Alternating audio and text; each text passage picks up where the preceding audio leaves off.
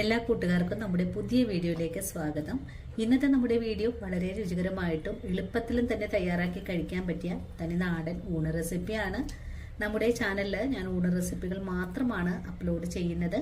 വളരെ സിമ്പിളായിട്ടുള്ള നാടൻ കറികളും നമ്മുടെ ചാനലിൽ കൂടെ ഞാൻ ഉണ്ടാക്കി കാണിച്ചു തരാം. അപ്പോൾ വളരെ രുചികരമായിട്ട് തയ്യാറാക്കി കഴിക്കാൻ പറ്റുന്നതും മീൻ വിഭവങ്ങളൊക്കെ കഴിക്കാൻ ഇഷ്ടമുള്ള ആൾക്കാർക്കും മീനൊന്നും കിട്ടാത്ത സമയത്ത് നിങ്ങൾക്ക് ഇതുപോലൊരു കറി തയ്യാറാക്കി കഴിക്കുവാണെങ്കിൽ മീനിന്റെ കുറവൊന്നും ഈ ഒരു കറി കാണിച്ചു തരില്ല കേട്ടോ. എല്ലാവരും തയ്യാറാക്കി നോക്കണേ.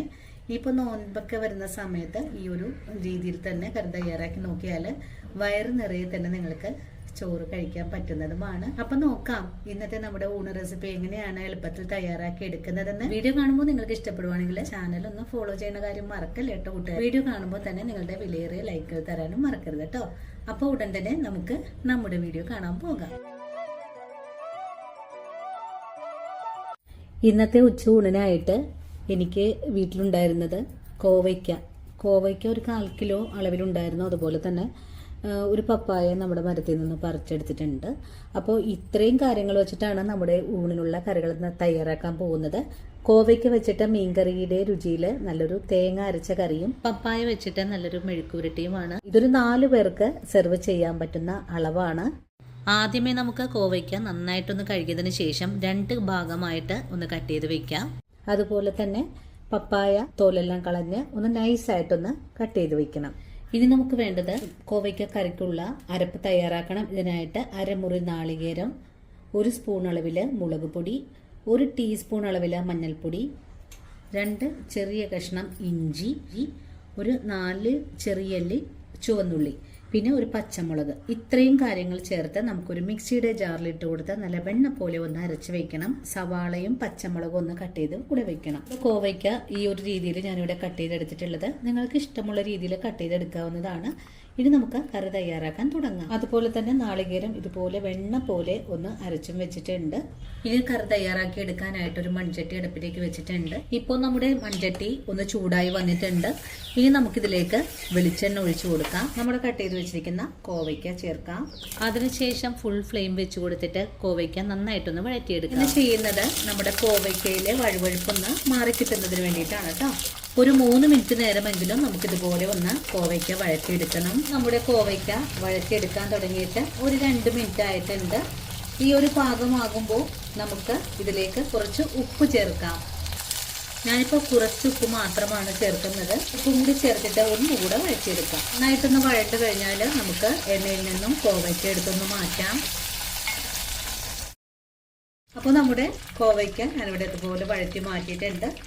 ഇനി ഈ ഒരു എണ്ണയിലേക്ക് തന്നെ നമുക്കിതിലേക്ക് കടുക് ചേർക്കാം. നിങ്ങൾക്ക് വേണമെങ്കിൽ കറി തയ്യാറാക്കിയതിന് ശേഷം കടുക് വറവ് ചേർക്കാവുന്നതാണ്. ഞാനിപ്പോൾ വളരെ എളുപ്പത്തിൽ തന്നെ നിങ്ങൾക്ക് വേണ്ടിയിട്ട് ഉണ്ടാക്കി കാണിച്ചു തരുന്നത് കൊണ്ട് ഇതിലേക്ക് കടുക് ആദ്യമേ ചേർക്കുവാണ്.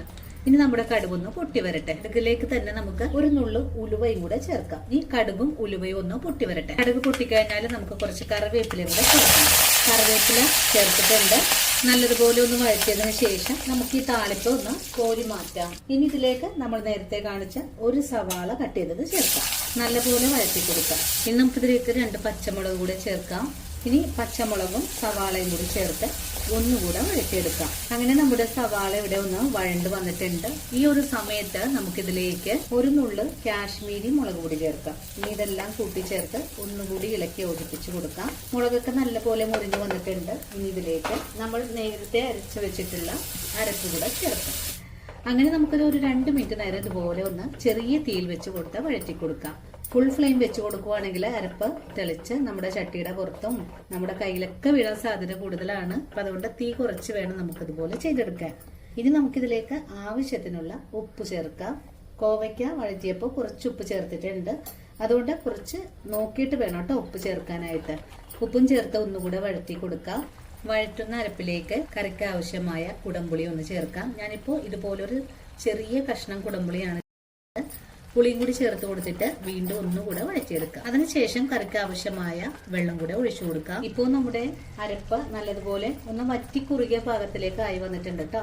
ഈ ഒരു പാകമാകുമ്പോഴാണ് നമുക്കിതിലേക്ക് ആവശ്യത്തിന് അനുസരിച്ചിട്ടുള്ള വെള്ളം ഒഴിച്ചു കൊടുക്കേണ്ടത്.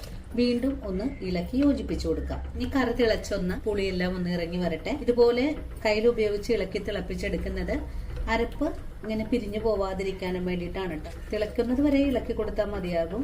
ഇപ്പോൾ നമ്മുടെ കറി ഒന്ന് തിളച്ചു തുടങ്ങിയിട്ടുണ്ട്. ഒന്നുകൂടി ഇളക്കി യോജിപ്പിച്ചതിന് ശേഷം നമുക്ക് ചെറിയ തീയിലേക്ക് ഫ്ലെയിം ഒന്ന് മാറ്റി കൊടുക്കാം. അങ്ങനെ നമ്മുടെ കറി ഒന്ന് മൂടിയും കൂടെ വെച്ചു കൊടുക്കാം. ഒരു 2 മിനിറ്റ് നേരം ചെറിയ തീയിലിരുന്ന് അരപ്പിന്റെ ആ ഒരു പച്ച ചുവയ്ക്കൊന്ന് മാറി കിട്ടണം. അതിനായിട്ട് നല്ല പോലെ ഒന്ന് ചെറിയ തീയിൽ വെച്ച് അരപ്പൊന്ന് വെന്ത് വരട്ടെ. അങ്ങനെ നമ്മുടെ കറി ഒരു 2 മിനിറ്റ് നേരം തിളപ്പിച്ചെടുത്തിട്ടുണ്ട്. ഇനി നമുക്കിതിലേക്ക് നമ്മൾ നേരത്തെ തന്നെ വഴറ്റി മാറ്റി വെച്ചിട്ടുള്ള കോവയ്ക്ക കഷ്ണങ്ങൾ ചേർക്കാം. നമ്മുടെ കറി ഒന്ന് വെച്ച് വരുന്ന താമസം മാത്രമേ ഉള്ളൂ. വീണ്ടും നമുക്ക് ഒന്നുകൂടെ കറി ഒന്ന് മൂടി വെച്ച് വേണം തിളപ്പിച്ചെടുക്കാനായിട്ട്.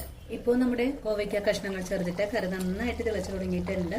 ഈ ഒരു പാകമാകുമ്പോൾ നമുക്ക് ഫ്ലെയിം സിമ്മിലേക്ക് വെച്ച് കൊടുത്തിട്ട് ഒന്നുകൂടെ ഒന്ന് തിളപ്പിച്ചെടുക്കാം. നമ്മുടെ കറിക്ക് കുറച്ച് ഉപ്പ് പോരായ്മയുണ്ട്, ഞാൻ കുറച്ച് ഉപ്പ് ചേർക്കുന്നുണ്ട്. ഇവിടെ തന്നെ ഇതിലേക്ക് കുറച്ച് കറിവേപ്പിലയും കൂടെ ചേർത്ത് കൊടുക്കാം. വീണ്ടും 1 മിനിറ്റ് നേരം കൂടെ ഒന്ന് മൂടി വെച്ച് കൊടുക്കാം. അങ്ങനെ 1 മിനിറ്റും കൂടെ നല്ലപോലെ കറി തിളച്ച് വന്നിട്ടുണ്ട്. ഇനി നമുക്ക് ഫ്ലെയിം ഒന്ന് ഓഫ് ചെയ്ത് കൊടുക്കാം. കാരണം നല്ലപോലെ തന്നെ എണ്ണയെല്ലാം തെളിഞ്ഞൊന്ന് പാകമായി കിട്ടിയിട്ടുണ്ട്. അതുപോലെ ഈ ഒരു തിക്നെസ്സിലാണ് നമ്മുടെ കറി ഫ്ലെയിം ഓഫ് ചെയ്ത് കൊടുക്കേണ്ടത്. അല്ലെങ്കിൽ ഇരുന്ന് കഴിയുമ്പോഴേക്കും ഒന്നുകൂടെ കറി കുറുകി വരും. കറി ഓഫ് ചെയ്ത് കൊടുത്തിട്ട് നമ്മൾ നേരത്തെ മാറ്റി വെച്ചിട്ടുള്ള താളിപ്പ് കൂടെ ഒന്ന് ചേർക്കാം. പെട്ടെന്ന് തന്നെ മൂടിയിലൂടെ വെച്ച് കൊടുക്കാം. അങ്ങനെ ഒരു 5 മിനിറ്റ് കഴിഞ്ഞപ്പോൾ നമ്മുടെ കറിയിൽ നിന്ന് ഞാനിവിടെ തുറന്ന് നോക്കിയിട്ടുണ്ട്. അപ്പോൾ വളരെ രുചികരമായിട്ടുള്ള മീൻകറി നിങ്ങൾ എല്ലാവരും തയ്യാറാക്കി നോക്കണേ. അപ്പോൾ ഇനി നമുക്ക് ഈ കറി ഒന്ന് മാറ്റി വെച്ചതിന് ശേഷം അടുത്ത പപ്പായ മെഴുക്കുപുരട്ടി തയ്യാറാക്കാം. പപ്പായ മെഴുക്കുപുരട്ടി തയ്യാറാക്കാനും വേണ്ടിയിട്ട് മൺചട്ടിയാണ് അടുപ്പിലേക്ക് വെച്ചിട്ടുള്ളത്. ചട്ടി ഇപ്പോൾ ചൂടായി വരുമ്പോൾ നമുക്കിതിലേക്ക് ഒരു 2 സ്പൂൺ അളവിൽ വെളിച്ചെണ്ണ ഒഴിച്ചു കൊടുക്കാം. വെളിച്ചെണ്ണ ചൂടായി വന്നിട്ടുണ്ട്. നമുക്കിതിലേക്ക് 1.5 ടീസ്പൂൺ അളവിൽ കടുക് ചേർക്കാം. കടുക് ഇപ്പോൾ നന്നായിട്ട് പൊട്ടി തുടങ്ങിയിട്ടുണ്ട്. കടുക് പൊട്ടി കഴിഞ്ഞിട്ടുണ്ട്. നമുക്കിതിലേക്ക് കുറച്ച് കറിവേപ്പില ചേർക്കാം. കൂടെ തന്നെ ഒരു ചെറിയ സവാള കൂടെ ചേർക്കാം. സവാള ചേർത്ത് കഴിഞ്ഞാൽ നമുക്കിതുപോലെ ഒന്ന് വഴറ്റി കൊടുക്കാം. ഇനി നമ്മുടെ സവാള ഒന്ന് സോഫ്റ്റ് ആയിട്ടൊന്ന് വാടിക്കിട്ടട്ടെ. ഇങ്ങനെ നമ്മുടെ സവാള ഇതുപോലെ ഒന്ന് സോഫ്റ്റ് ആയിട്ട് വാടി വന്നിട്ടുണ്ട്. ഈ ഒരു സമയത്ത് നമുക്കിതിലേക്ക് മഞ്ഞൾപ്പൊടി ചേർക്കാം.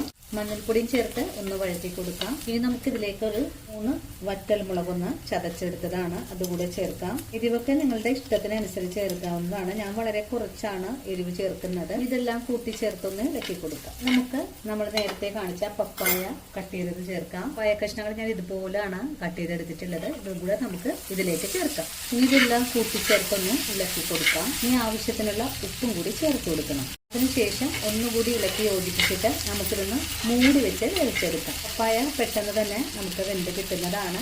ഞാനിപ്പോൾ ചെറിയ തീയിൽ വെച്ചിട്ടാണ് കേട്ടോ പപ്പായ കഷ്ണങ്ങൾ വേവിച്ചെടുക്കുന്നത്. മൂടി വെച്ച് കൊടുക്കാം. നമുക്ക് ഈ പപ്പായ മെഴുക്കുപുരട്ടി തയ്യാറാക്കാനായിട്ട് ഒരു 5 മിനിറ്റ് മാത്രമേ മതിയാകൂ. ഇപ്പോൾ നമ്മുടെ പപ്പായ മെഴുക്കുപുരട്ടി മൂടി വെച്ചിട്ട് ഒരു 2 മിനിറ്റ് ആയിട്ടുണ്ട് കേട്ടോ. നമുക്ക് മൂടി തുറന്ന് ഒന്ന് ഇളക്കി കൊടുക്കാം. ഇപ്പോൾ നമ്മുടെ പപ്പായയിൽ ധാരാളം വെള്ളമെല്ലാം വന്നു തുടങ്ങിയിട്ടുണ്ട്. ഇനി നമുക്ക് ഫുൾ ഫ്ലെയിമിലേക്ക് മാറ്റി വെച്ചിട്ട് ഒന്നുകൂടെ മൂടി വെച്ച് തന്നെ വേവിച്ചെടുക്കാം. അപ്പോഴേക്കും നമ്മുടെ പപ്പായ എല്ലാ കഷ്ണങ്ങളും വെന്ത് കിട്ടും. ഇതുപോലെ നിരത്തിയിട്ട് കൊടുത്തതിന് ശേഷമാണ് നമുക്ക് ആവിയിൽ വെച്ച് വേവിച്ചെടുക്കേണ്ടത്. വീണ്ടും മൂടി വെച്ച് കൊടുക്കാം. മൂടി തുറന്ന് ഒന്നുകൂടെ ഇളക്കി യോജിപ്പിച്ച് കൊടുക്കാം.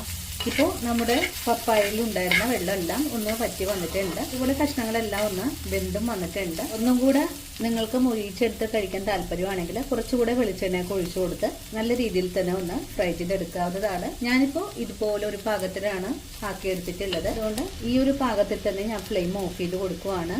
അങ്ങനെ നമ്മുടെ വളരെ രുചികരമായിട്ടുള്ള പപ്പായ മെഴുക്കുപുരട്ടിയും ഇവിടെ റെഡി ആയിട്ടുണ്ട്. അങ്ങനെ നമുക്ക് നമ്മുടെ ഊണ് വിളമ്പി തുടങ്ങാം. ആദ്യം നമുക്ക് ചോറ് വാഴയിലയിലാണ് കേട്ടോ ഇന്നത്തെ നമ്മുടെ ഊണ് വിളമ്പുന്നത്.